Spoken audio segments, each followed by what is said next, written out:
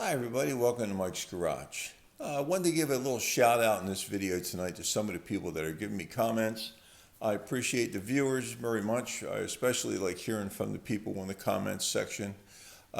Just want to recognize them and thank you for all the new subscribers. I really do appreciate the thumbs up on those videos also. It lets me know I'm doing the right thing, I'm on the right path. Right guys?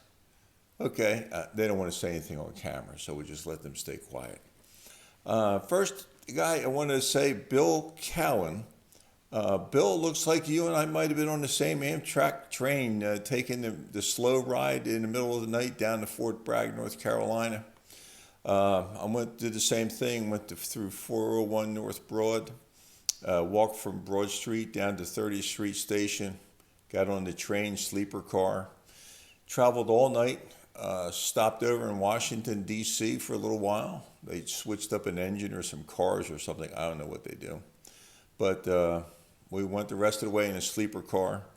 I'm 6'2" and a half, and the sleeper car was, the bunk was about 5 feet 11 inches.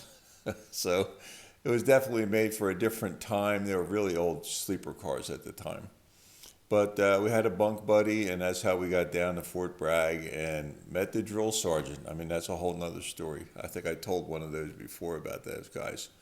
They saved a lot of lives, man. They got you in shape. There's no doubt about it. But Bill, I'm not sure where you're from, where you grew up. I grew up out in the Newtown Square, Broomall area, west of Philadelphia. And so that's where I went to school out that way. I'm not sure where you're from, but I'm sure you and I were in Fort Bragg around the same time if you were drafted in '69, okay? Fred Milstead, I'm right there with you, buddy. Skin cancer all over. Had it on my head, had it on the side of my face, had it on my shoulders, on my back, on my legs. But the thing is, when they talk about basal cell carcinomas, they say, "Oh, that's caused by the sun." If you have skin cancer of any kind, it has to be by the sun. Okay. Well, I got basal cell carcinomas and other precancer spots between my knees and my hips, also on my legs. So it's either I got something on me that irritated my skin to the point where it turned cancerous. I understand it's over 50 years, right? Over 50 years ago, we were there. Because it was 1970, was this 21, almost 22? Yeah.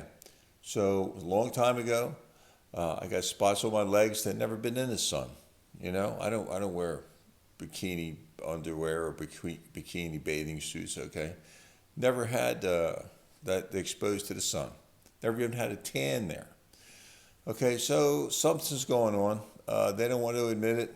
There's a lot of guys out there just like us fighting a losing battle, trying to get some kind of recognition of what they did to us with the Agent Orange was really unfair. Those of you who are really suffering, I feel for you. I'm sorry to hear that, but that's the government for you. What are you going to do? So just keep up the fight. The VA might be able to help you, maybe not. It's not helping me at all. I'm struggling through it, paying for I got Medicare now, so they help pay for it, but I still got to pay to get treated for it, get checked every 6 months. So Fred, hang in there. 69, 70, pretty much I was there the same time. Mostly 1970 I was there. So, I know what you're going through. It's tough, so hang in there, buddy. Welcome home, too, to all you guys.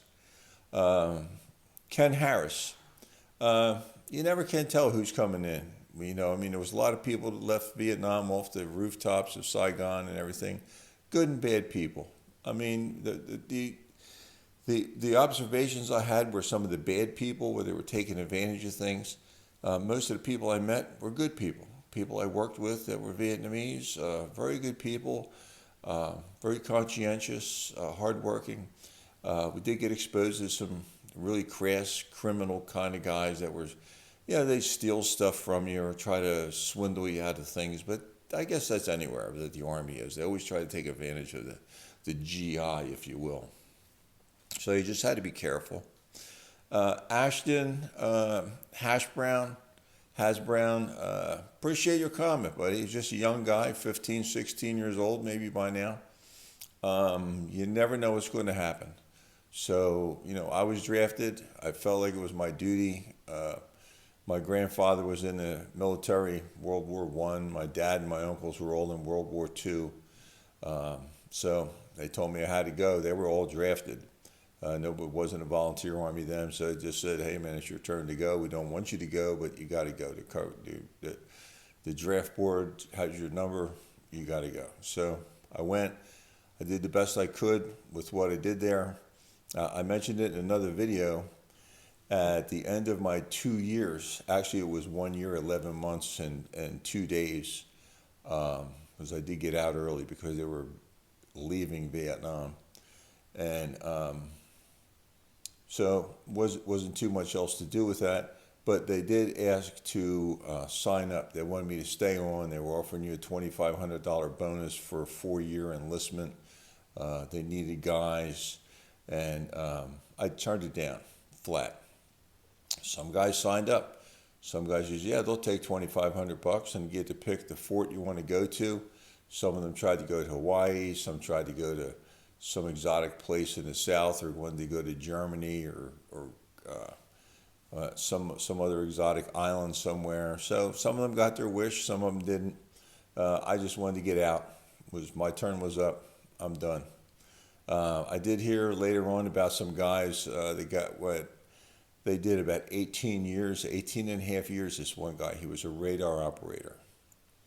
And after 18 and a half years, he had gotten married, and they had one child, and they were moving around from fort to fort, and he was stationed now in Alaska. Had his wife and kid there with him, living off post. He was like an enlisted man, so he was like a Spec 4 or Spec 5, not making a whole lot of money, but still got some government housing and some assistance. And it was time for him to re-up to get that last 18 months in so he could get his 20 years. And they told him that the radar equipment that he was trained on is now obsolete. They were going with a more sophisticated system, which he didn't know how to operate. They weren't interested in training him. That's unbelievable. And they just said, we're not going to sign your request to re-enlist. 18 and a half years, no pension, you're out. You get a little bit of separation pay. And I think they paid for him to get back to the States from Alaska, the States, back to the mainland. I think they said they flew him to Oakland, where he got discharged, and there he was with a wife and kid, 18 and a half years in the military. Enlisted when he was 18, didn't know any other thing except to do this obsolete radar.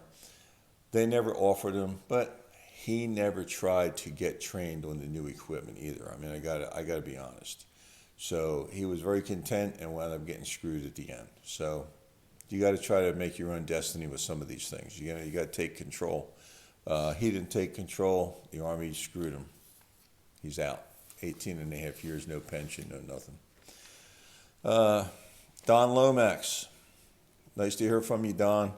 I'm sorry to hear you're having all the problems. You got the worst ones going with Agent Orange. I don't know what they did. They fed it to you with a spoon or something, buddy.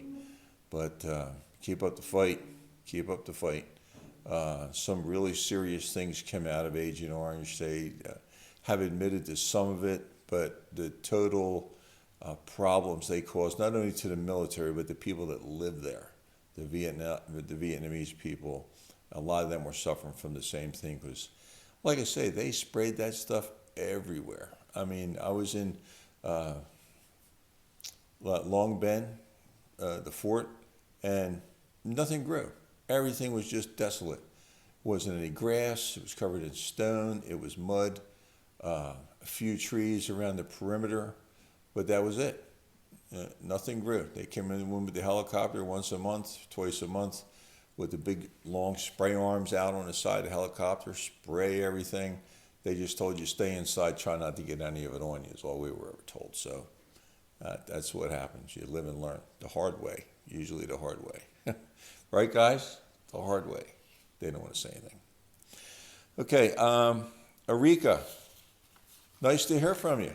She left a comment about the video we put up about the anti-lock brake system As a matter of fact, that worked for me just a couple days ago.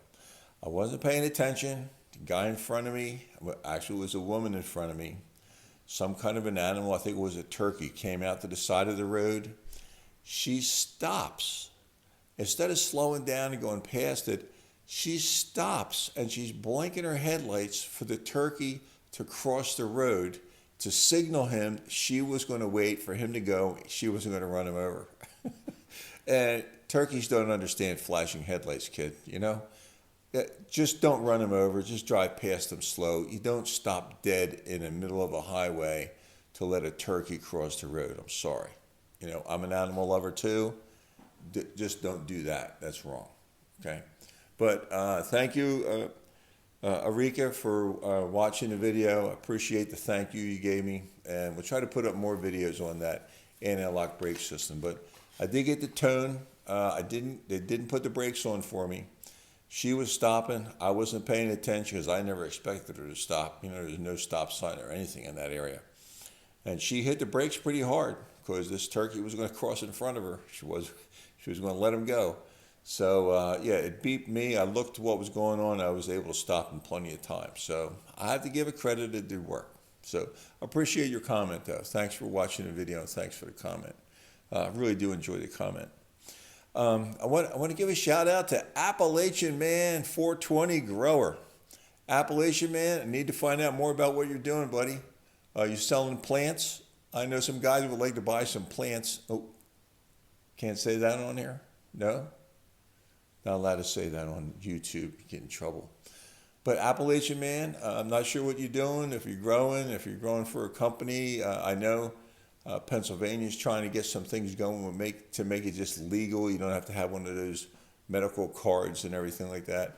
If that happens, the beer and the wine industry are going to get down to tubes, believe me. And people would rather smoke and not have the hangover the next day than drink until they get a hangover. So I think that's the way it's going to go. I think there's a couple states, and even in Canada, you're allowed to own a couple plants, so you can grow it yourself. Because they tell me, I don't know from personal experience, that the marijuana is pretty expensive here in Pennsylvania. Probably cheaper than it is to buy it on the street. I don't know. But they say there's different quality that you can get, and the stuff that's not real good still costs a lot of money. But the really good shit, as they say, costs a big bucks. So you get what you pay for, right down to what the government does. So just wanted to give a shout out to you guys. We got a couple more videos we're working on. Stay tuned. I'm sorry for rambling on here. Super Hash Bro knows I just like to ramble on. So shout out to everybody. Thanks for watching. Give me a comment. I want to comment back to you on the YouTube channel here. Tell me a little bit about what you're doing and where you're from, and we'll make sure we get to talk about it, okay? Thanks, everybody. Thanks for watching Mike's Garage. Don't forget to subscribe. Give me a like and give me a comment, please. Always use the comments and the subscribers. Thanks, everybody. Stay safe out there. Wash your hands. Sanitize. Bye.